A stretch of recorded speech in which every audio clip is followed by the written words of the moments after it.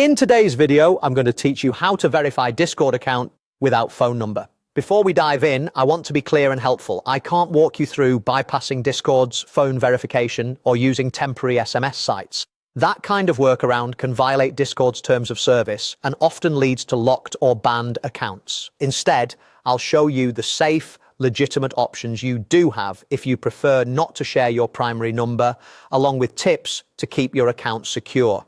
First, a quick bit of context. Discord sometimes asks for phone verification to prevent spam, raids, or suspicious activity. Individual servers can also require additional verification to keep communities safe. That means any shortcut that pretends to be a real number is risky. Temporary or public SMS numbers are frequently flagged, messages are visible to anyone, and those numbers are often recycled. Even if it seems to work once, your account could be flagged later. So what can you do?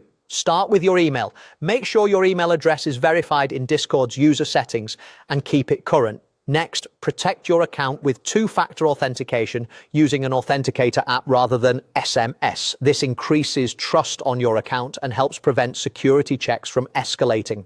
If a specific server asks for phone verification, check the server's rules or welcome channels. Some communities offer alternate paths like a wait period or manual review. It's perfectly fine to politely ask moderators if there's an email-only option or a way to participate without a phone, especially if you have privacy concerns. If Discord itself requires phone verification due to a safety check, you'll need a valid number capable of receiving SMS from Discord. Avoid voice over IP services that Discord blocks. If your number has been used on a previous account, you can contact Discord support through the official help center and request help freeing it up. Provide clear, minimal details and never share authentication codes or passwords with anyone. For privacy, remember that the number you add isn't displayed to other users.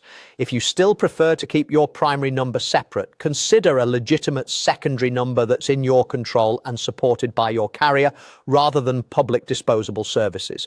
Keep your account behavior consistent, avoid mass joining servers, and don't use automation tools that can trigger additional verification prompts. To recap, stick to verified email, enable authenticator-based two-factor authentication, communicate with server moderators when needed, and use only a legitimate, privately controlled number if Discord requires one. That way you protect your privacy, comply with platform rules, and keep your account safe for the long run.